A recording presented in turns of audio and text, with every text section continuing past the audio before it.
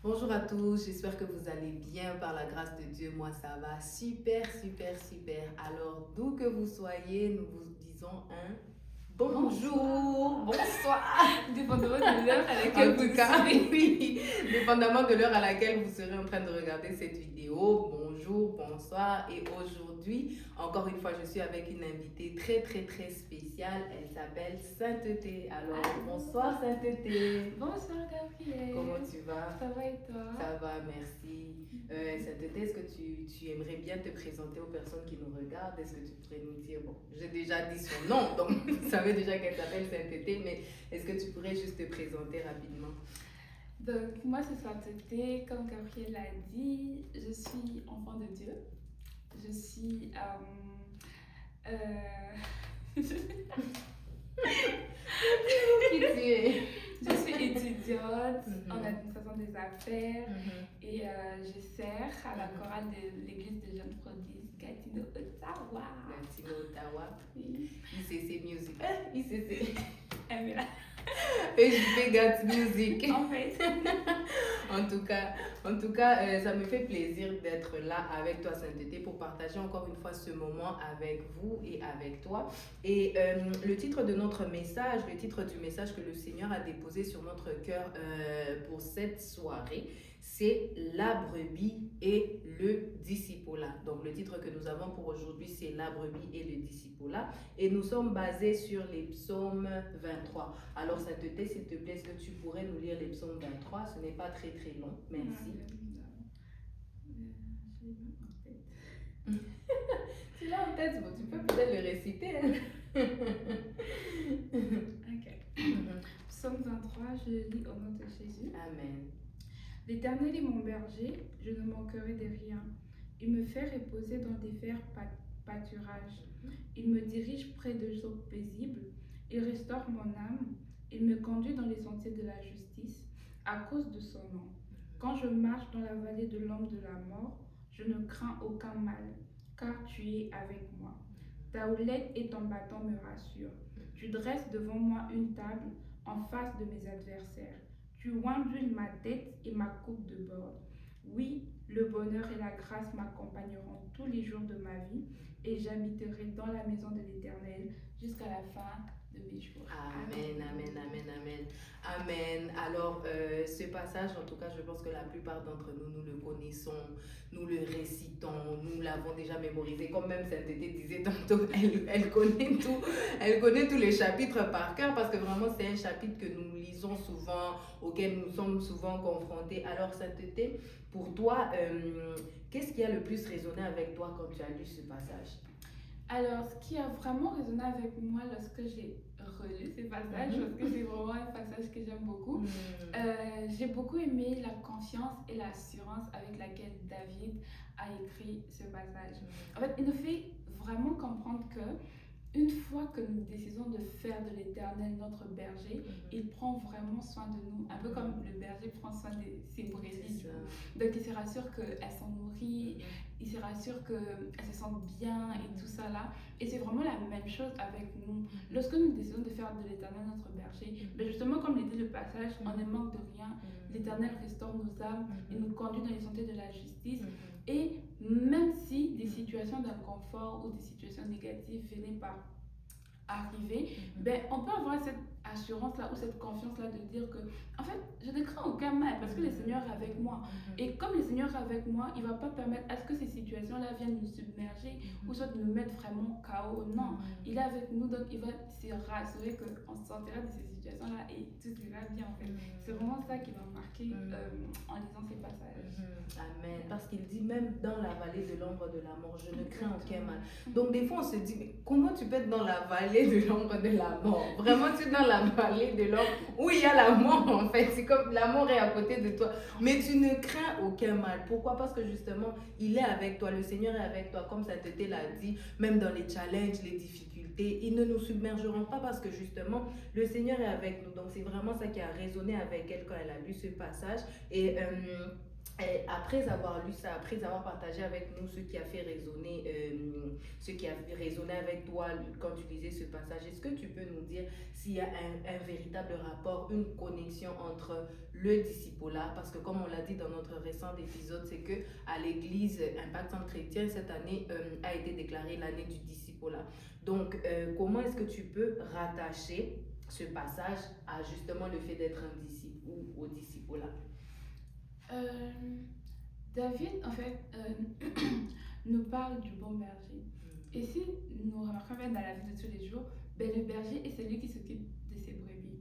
Et nous sommes dans la tendance ou dans le thème du discipulat. Donc, je vais un peu essayer de donner des caractéristiques qui ont tendance à être similaires entre être une brebis et être un disciple. Donc, premièrement, je vais commencer par la reconnaissance de la voix du berger. Si nous prenons l'exemple d'une brebis, ben, prenons l'exemple justement, un berger qui décide de sortir avec ses brebis et se fait accompagner de son ami.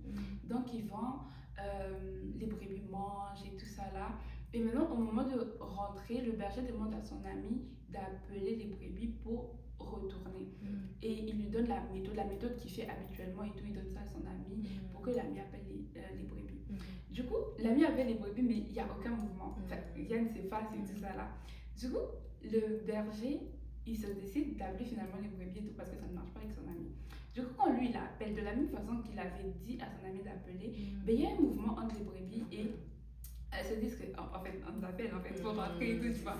Il y a un mouvement. Du coup, là, on peut voir que les brebis, elles ont reconnu la voix de leur berger.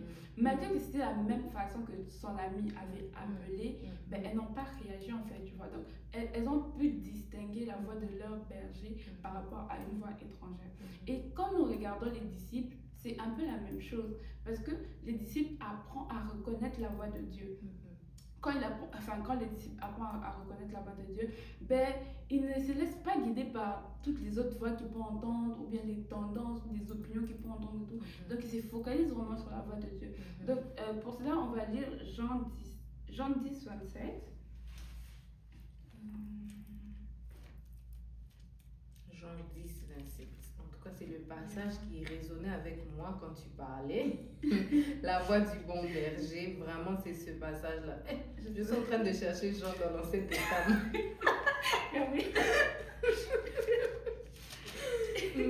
Ok. Donc, Jean 10, 27 dit: mes brebis entendent ma voix, je les connais et elles me suivent. Donc, le disciple est celui, quand il entend la voix de l'Éternel, ben, il s'accroche juste à cette voix. Et puis, il suit justement l'instruction que cette voix lui donne, en fait, parce que c'est la voix de son maître. Donc, le deuxième point de similitude, si je peux le dire comme ça, ben, ça serait le fait de suivre. Quand on regarde bien comment que les brebis se déplacent, ben, il y a toujours un berger en avant et il y a la troupe de brebis qui suivent le berger. Et vous n'allez voir en aucun cas une brebis qui prend sa route ou soit qui trace son chemin elle-même et tout ça. Donc, et quand on retourne pour les disciples et tout, ben, les disciples aussi, il est celui qui suit le maître. Donc, un disciple sans maître, c'est pas un disciple. Parce que tu peux pas être disciple sans maître. Je sais pas comment on va l'appeler, mais en tout cas, c'est pas un disciple. Parce que le disciple est celui qui imite quelqu'un. Donc, tu peux pas te dire que tu es disciple et puis tu n'imites personne. Tu ne suis personne. Tu ne suis personne. Tu te conduis toi-même là. Non, ça n'a pas de sens. Ça n'a pas de sens, tu vois. Donc, le disciple est celui qui imite un maître, et celui qui suit un maître, et celui qui va dans la direction du maître, tu vois. Donc, c'est vraiment ça. Et ça, je pense qu'on peut lire Luc 9. Luc 9, 23.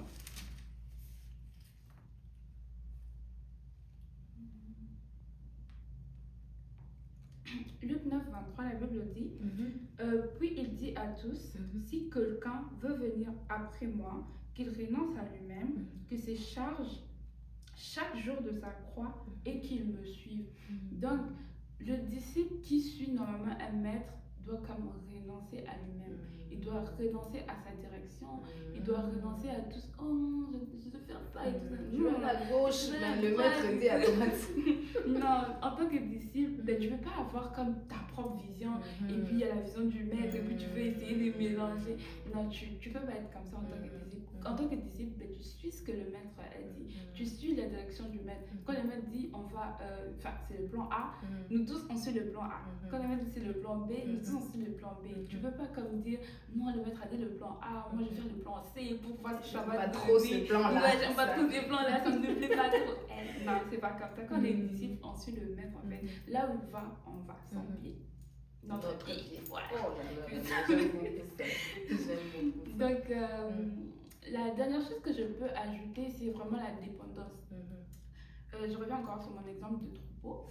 Ben, un berger avec ses brebis dépendent entièrement de lui pour la nourriture, pour la protection, parce qu'on ne peut pas peut-être voir une brebis qui est seule, entourée des loups, et essayer de se défendre. Elle ne peut pas se défendre seule. Elle n'a pas cette capacité de se défendre seule. Elle a besoin de son berger pour que son berger la protège du coup. Et nous, en tant que disciples, on a besoin d'une dépendance. Et notre dépendance, c'est le Saint-Esprit. En fait, Jésus nous a dit, je ne vous laisserai pas seul, mais je vous enverrai le Saint-Esprit. Le Saint-Esprit, il est déjà là. Donc, on dépend de lui. Il est là pour nous aider, le Saint-Esprit. Donc, on dépend vraiment de lui. Et là, je pense qu'on va lire Jean 15.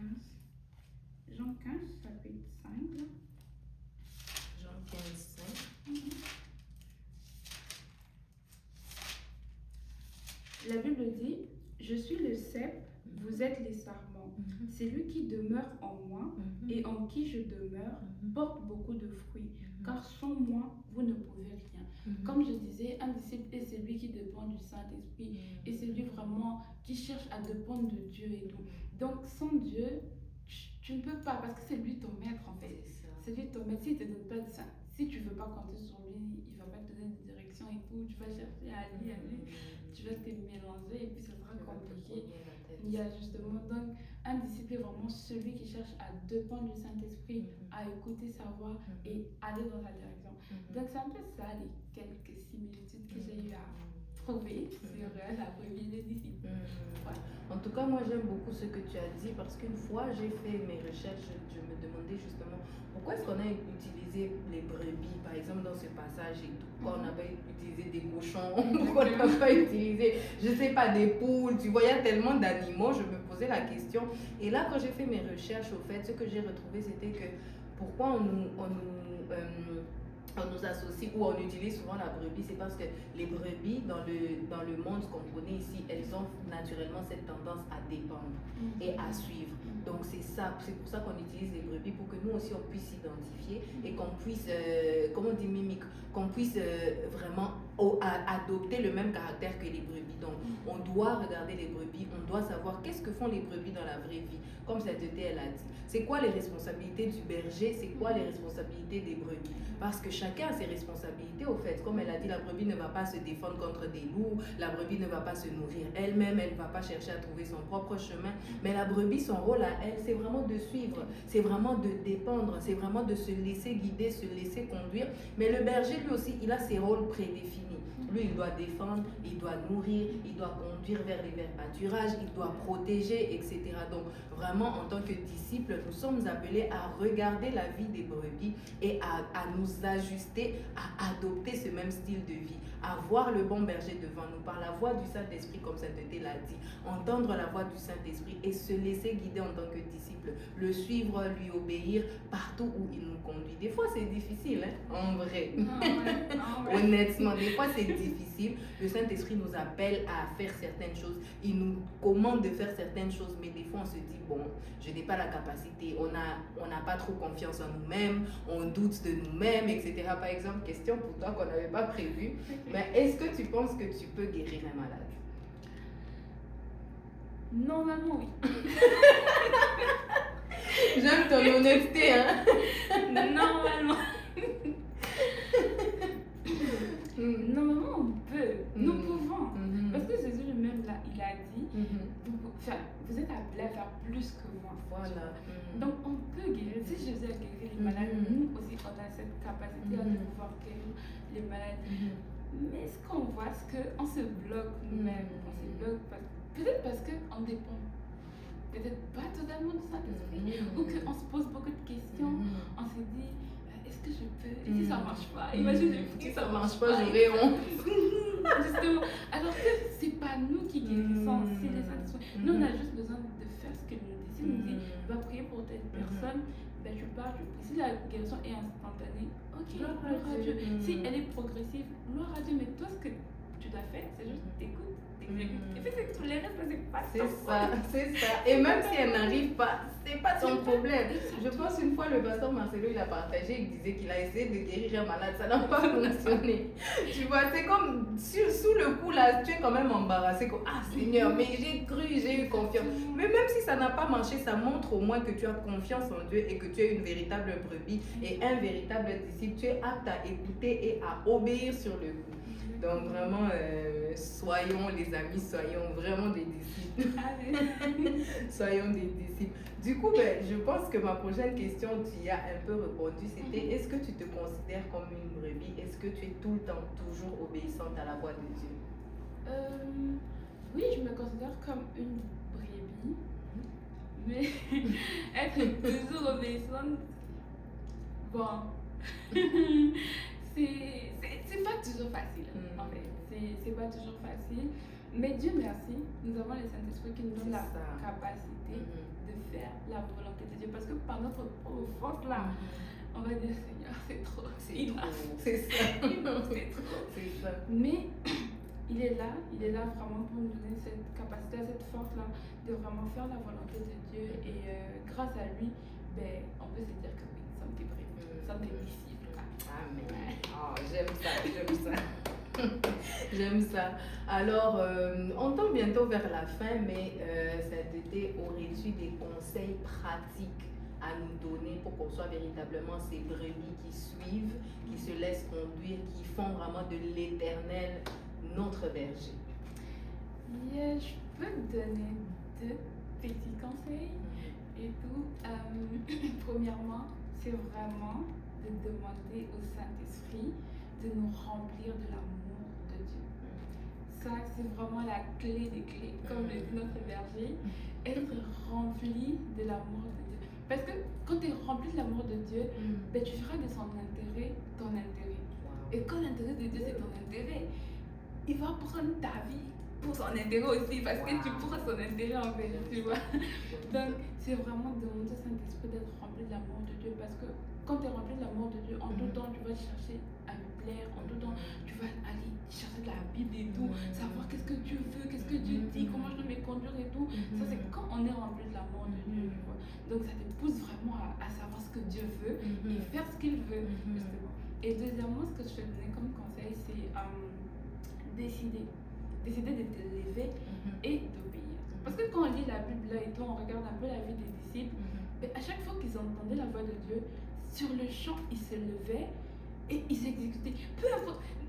Je lisais la Bible, je me disais, mais comment ils arrivent à obéir à ce point? En fait, ils ne se posaient pas de questions comme nous, on est là, Dieu te parle, je t'ai dit, bon, je vais faire après, que je termine d'abord ce que je fais, et puis je fais, et puis tu oublies, et tout. Exactement. Ou ça, tu t'es dit, bon, tu entends, ça c'est, est-ce que c'est Dieu ça? C'est pas ça. Ça, j'ai trop eu du mal avec ça. Est-ce que c'est vraiment ma voix? Est-ce que c'est vraiment Dieu qui me parle? Donc, c'est vraiment, tu entends, tu exécutes. Donc, tu prends la décision d'exécuter. Parce que si je dis qu'un homme lui a parlé, tu reportes et tout ça là, tu vas rester et tout ça là. Et puis, peut-être, par sa miséricorde et tout, il peut encore te parler. Et puis, tu reportes encore. C'est ça. Mon frère, ma soeur, prenons la décision. Prenez la décision de nous lever et puis d'exécuter en fait les instructions de Dieu. Ça fait ça ce que je fais. Amen. En tout cas, ça ne peut pas dire. Donc, si vous n'obéissez pas, c'est gâté. C'est gâté. Non, mais en tout cas, moi, j'aime beaucoup ce que tu as dit, l'amour de Dieu. Quand l'amour de Dieu te consume, honnêtement, tu as envie de tout faire.